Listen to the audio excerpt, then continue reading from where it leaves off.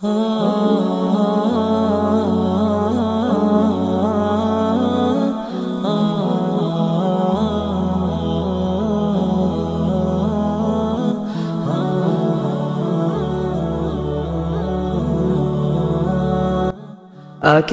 akan menceritakan kisah tentang nabi-nabi Allah. Nabi satu ini termasuk dalam 25 nabi yang namanya tercantum di dalam Al-Quran. Kisahnya sangat menarik untuk disimak, karena setan bahkan sampai iblis turun tangan pun tak sanggup untuk menggoda manusia pilihan Allah Subhanahu wa Ta'ala ini. Ditambah lagi, nabi ini seringkali dikait-kaitkan dengan tokoh Buddha. Banyak yang beranggapan bahwa beliau adalah sosok Siddhartha Gautama yang menjadi pendiri dari agama Buddha. Untuk itu, di video kali ini, kita akan membahas tentang kisah Nabi Allah Zulkifli alaihissalam. Assalamualaikum warahmatullahi wabarakatuh, sobat beriman yang dimuliakan Allah. Alangkah lebih baik jika sahabat sekalian bantu channel ini terus berkembang dengan cara like, komen, dan subscribe. Semoga kita selalu dalam keadaan sehat walafiat, dipanjangkan rezekinya, dan dimudahkan urusannya. Amin ya rabbal alamin. Nama Nabi Zulkifli disebutkan hanya 2 kali di dalam Al-Quran, yaitu di dalam surat Syad ayat ke-48. Dan ingatlah kan Ismail, Ilyasa, dan Zulkifli. Semuanya termasuk orang-orang yang paling baik. Kemudian di surat Al-Anbiya ayat ke-85. Dan ingatlah kisah Ismail, Idris, dan Zulkifli. Semuanya mereka termasuk orang-orang yang sabar. Meskipun Zulkifli tidak disebutkan secara tegas dalam Al-Quran bahwa beliau adalah seorang nabi, karena di kedua ayat tersebut nama Zulkifli disebutkan dengan pujian bersamaan dengan para nabi lainnya, maka para ulama dan sejarawan menyimpulkan bahwa Zulkifli juga seorang nabi. Menurut pendapat dari Imam Ibnu Katsir di dalam tafsir Al-Quran Al-Azim, beliau menegaskan bahwa Zulkifli adalah seorang nabi utusan Allah Subhanahu wa Ta'ala. Alasan beliau, tidak ada seorang pun yang namanya disebut dalam deretan nama nabi-nabi, kecuali dia adalah seorang nabi. Akan tetapi teman-teman, ada pula beberapa ulama yang menyebutkan bahwa Zulkifli bukanlah seorang nabi. Akan tetapi, beliau hanyalah seorang yang saleh dan adil. Di antara sekian banyak ulama yang berpendapat demikian adalah Imam Ibnu Jarir At-Tabari. Teman-teman, Zulkifli bukanlah nama sebenarnya. Itu adalah sebuah julukan atau nama kehormatan yang diberikan untuk seseorang. Di dalam kitab Ibnu Katsir, nama asli dari Zulkifli adalah Bashar atau Bashar. Disebutkan juga di sana bahwa Nabi Zulkifli adalah putra dari Nabi Ayub alaihissalam. Jadi nasab beliau adalah Bashar bin Ayub. Nasab lengkapnya adalah Bashar bin Ayub bin Amus bin Tawaf bin Rum bin Aish bin Ishaq bin Ibrahim al-Khalil.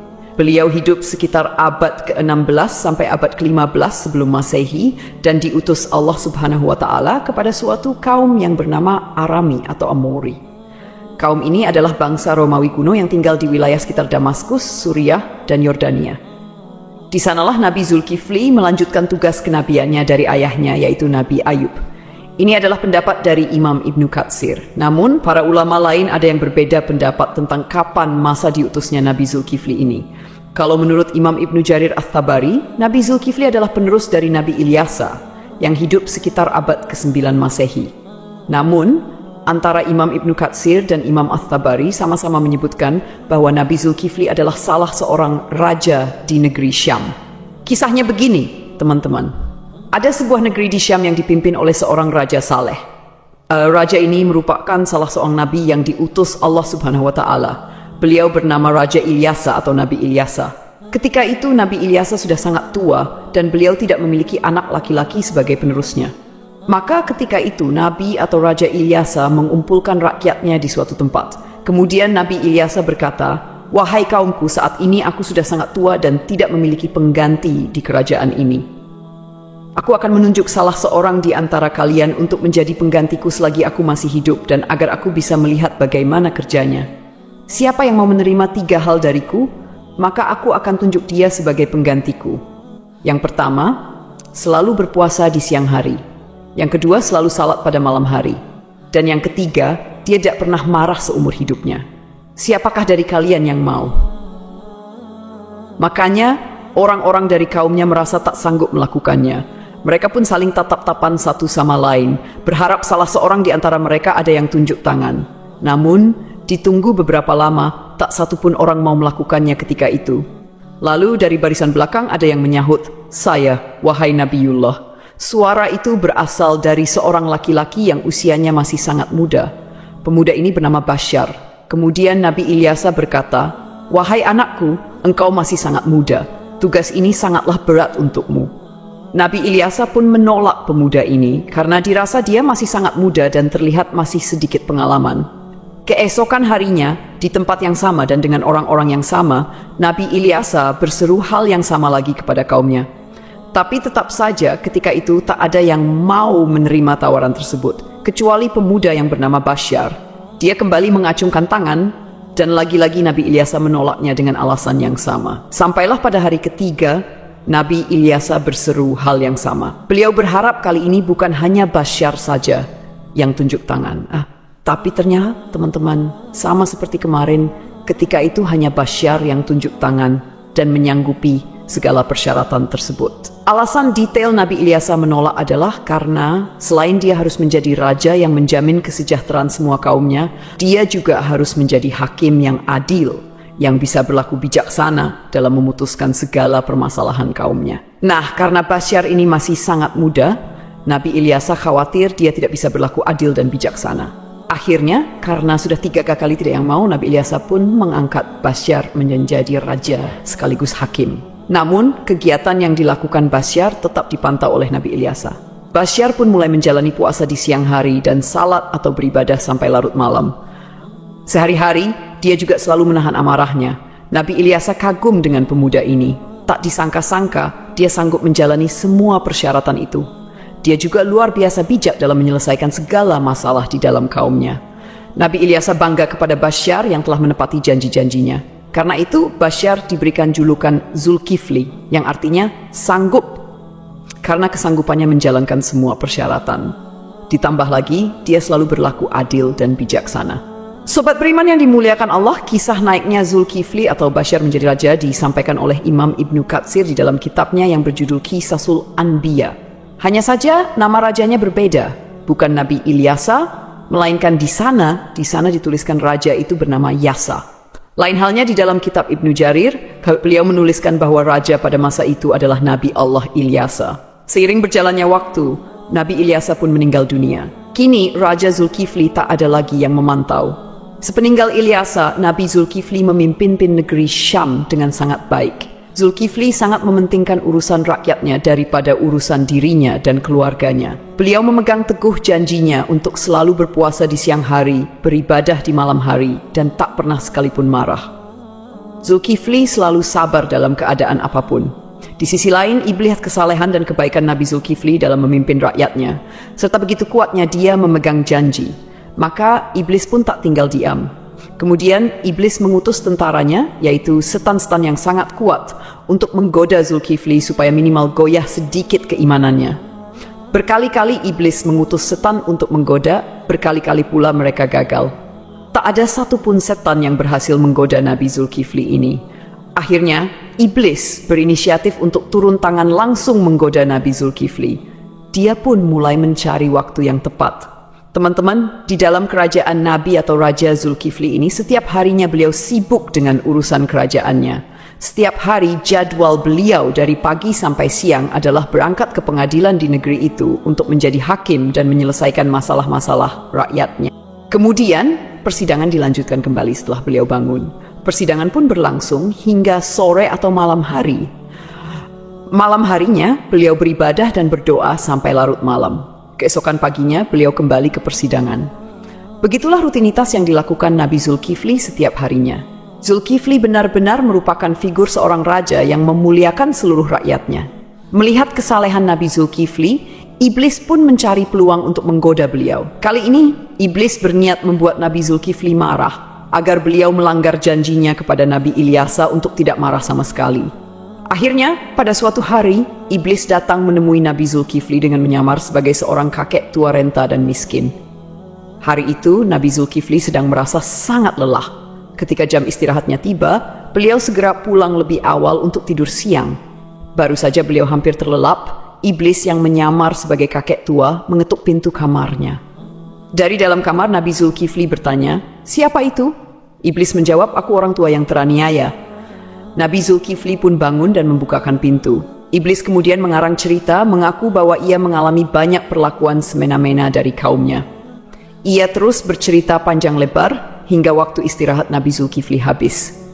Meski kelelahan, Nabi Zulkifli tetap mendengarkan cerita itu dengan sabar. Ketika tiba waktunya untuk kembali ke persidangan, Nabi Zulkifli berkata, "Wahai paman, engkau bisa meneruskan ceritamu nanti. Datanglah ke tempat persidangan sore ini. Aku akan membantu menyelesaikan masalahmu di sana." Nabi Zulkifli pun kembali ke persidangan dan menjalankan tugasnya sebagai hakim.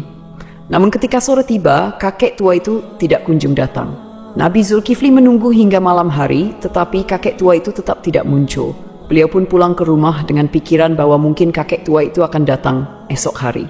Keesokan harinya, Nabi Zulkifli seperti biasa duduk di persidangan untuk menyelesaikan permasalahan rakyatnya.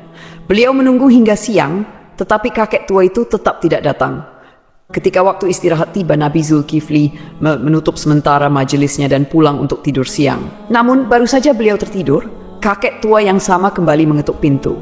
Nabi Zulkifli membuka pintu dan berkata dengan lembut, "Wahai paman, bukankah sudah kukatakan padamu kemarin, datanglah ketika aku di persidangan. Aku akan menyelesaikan masalahmu di sana." Namun kakek tua itu kembali mengarang cerita, berbicara panjang lebar hingga waktu istirahat Nabi Zulkifli habis untuk kedua kalinya. Meski sangat lelah, Nabi Zulkifli tetap sabar. Beliau berkata, "Wahai paman, datanglah ke majelisku sore ini. Aku akan menunggumu di sana untuk menyelesaikan masalahmu." Kakek tua itu pergi dan Nabi Zulkifli kembali ke persidangannya. Karena tak sempat istirahat, beliau tampak sangat lelah dan mengantuk. Ketika sore tiba, Nabi Zulkifli mencari kakek tua itu di tempat persidangan, tetapi kakek tua itu tidak datang lagi. Nabi Zulkifli berdoa kepada Allah Subhanahu wa Ta'ala agar diberikan kesabaran dan keteguhan hati sehingga beliau tidak marah. Pada hari ketiga, ketika waktu istirahat tiba, Nabi Zulkifli pulang dengan cepat. Hari itu, beliau merasa sangat lelah, bahkan lebih lelah dari hari sebelumnya.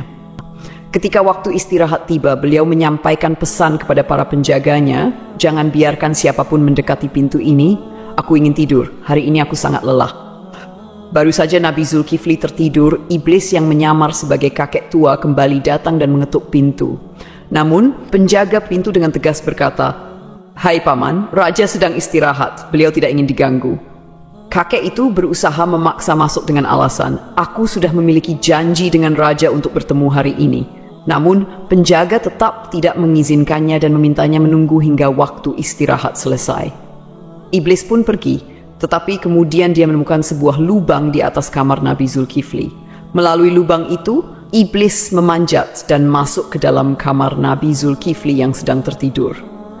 Iblis mendekati Nabi Zulkifli untuk membangunkannya dengan tujuan membuat beliau marah. Saat terbangun, Nabi Zulkifli melihat kakek tua itu dan bertanya, "Hai paman, apa yang kau lakukan di kamarku? Bukankah aku telah menyuruhmu untuk menemuiku di persidangan?" Hampir saja Nabi Zulkifli marah, tetapi beliau menahan amarahnya dengan sekuat tenaga.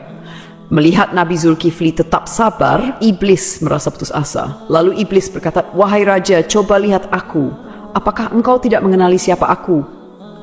Nabi Zulkifli memperhatikan lebih jelas dan berkata, "Engkau pasti musuh Allah." Kakek tua itu menjawab, "Benar, aku adalah iblis. Engkau membuatku tak berdaya dalam segala hal. Aku melakukan ini semua untuk membuatmu marah agar kau melanggar janjimu." Namun, iblis akhirnya menyerah karena tidak berhasil membuat Nabi Zulkifli marah. Lalu ia pergi meninggalkan kamar tersebut. Cobaan dari kaum yang menentang. Selain gangguan dari iblis, Nabi Zulkifli juga menghadapi cobaan lain berupa pemberontakan dari sebagian kaumnya. Beberapa orang dari kaumnya menentang kekuasaannya dan berencana menghancurkan kerajaannya. Mereka bahkan ingin Nabi Zulkifli turun dari jabatannya sebagai raja. Melihat situasi ini, Nabi Zulkifli mengumpulkan pasukannya untuk melawan para pemberontak. Sayangnya, sebagian besar kaumnya enggan ikut berperang karena takut mati di medan perang. Mereka memberikan syarat yang hampir mustahil, yaitu jaminan bahwa mereka akan tetap hidup dan tidak terbunuh selama pertempuran. Nabi Zulkifli pun berdoa kepada Allah Subhanahu wa Ta'ala, memohon agar seluruh pasukannya diberikan keselamatan. Dalam pertempuran yang berlangsung sengit, doa Nabi Zulkifli dikabulkan oleh Allah. Tidak ada satupun anggota pasukannya yang gugur, dan pasukan Nabi Zulkifli berhasil meraih kemenangan.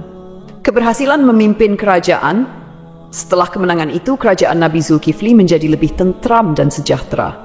Nabi Zulkifli memimpin dengan keadilan dan kebijaksanaan, menjalani hidup dengan sederhana, serta selalu mementingkan kesejahteraan rakyatnya. Beliau dikenal sebagai pemimpin yang sabar, tidak pernah marah, dan selalu memegang teguh janjinya. Dalam tafsir Imam At-Tabari, disebutkan bahwa Nabi Zulkifli adalah penerus dari Nabi Ilyasa. Namun, sebagian ulama lainnya meyakini bahwa Nabi Zulkifli adalah orang yang sama dengan Nabi Yehezkiel yang dimakamkan di Babilonia di sebuah tempat bernama Al-Kifl yang kini berada di kawasan Irak. Abdullah Yusuf Ali dalam The Holy Quran menyebutkan bahwa kata Kifli adalah bentuk Arab dari Yehezkiel yang berasal dari bahasa Ibrani. Berdasarkan pendapat ini, Zulkifli bukanlah sebuah julukan melainkan nama asli. Terlepas dari kebenaran pendapat ini, para ulama seperti At-Tabari, Ibnu Katsir, Ibnu Ishaq, dan Ibnu Qutaibah sepakat memandang Yehezkiel sebagai Nabi Allah. Ibnu Katsir bahkan mengisahkan Nabi Zulkifli dan Nabi Yehezkiel sebagai dua cerita yang berbeda. Artinya kedua nabi ini dianggap sebagai tokoh yang berbeda. Ada pula perdebatan panjang yang menyebutkan bahwa Zulkifli adalah sosok Buddha Siddhartha Gautama, seorang tokoh yang diyakini sebagai pendiri agama Buddha. Siddhartha Gautama diperkirakan hidup antara abad ke-6 hingga ke-4 sebelum Masehi. Beberapa pendapat menyatakan Buddha adalah Nabi Zulkifli.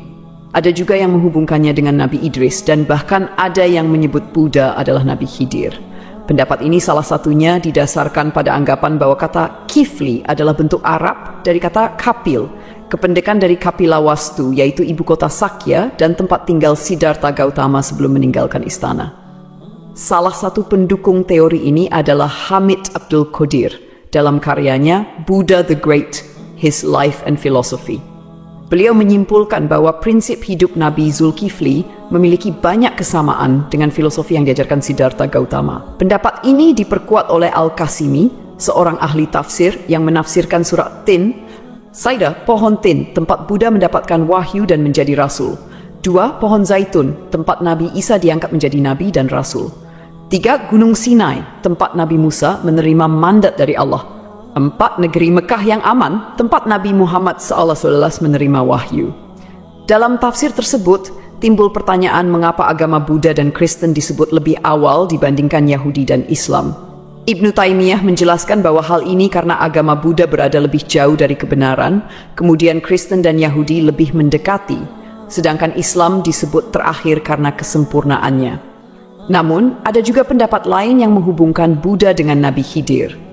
Dalam Al-Milal wa Nihal yang ditulis oleh As-Syahrastani dijelaskan bahwa jika ajaran-ajaran Buddha benar, maka ia memiliki banyak kesamaan dengan Nabi Khidir. Adapun menyatakan Buddha adalah Nabi Idris didasarkan pada beberapa kesamaan, seperti aturan memakai jubah kebihuan. Dalam kitab Mustadrak Al-Hakim dari Ibnu Abbas disebutkan bahwa menjahit adalah salah satu keahlian Nabi Idris. Dikatakan bahwa Nabi Daud adalah seorang pembuat perisai, Nabi Adam seorang petani, Nabi Nuh seorang tukang kayu, Nabi Idris seorang penjahit, dan Nabi Musa seorang penggembala. Sementara itu, Siddhartha Gautama yang dikenal sebagai Buddha adalah seorang pangeran putra Raja Sudodana. Pada usia 7 tahun, Pangeran Siddhartha memiliki 3 kolam bunga teratai, yaitu kolam bunga teratai biru Upala, kolam bunga teratai merah Paduma, dan kolam bunga teratai putih Pundarika. Kata Acidar Sidra atau Sidar yang merujuk pada makna bunga teratai menjadi hal yang patut diperhatikan, terutama bila dikaitkan dengan Nabi Idris. Kisah Sang Buddha yang mencapai kesempurnaan menuju nirwana dianggap memiliki kesamaan dengan Nabi Idris yang mencapai surga Allah tanpa melalui kematian. Pada suatu malam, Pangeran Siddhartha memutuskan meninggalkan istananya dan menjalani hidup sebagai seorang pertapa.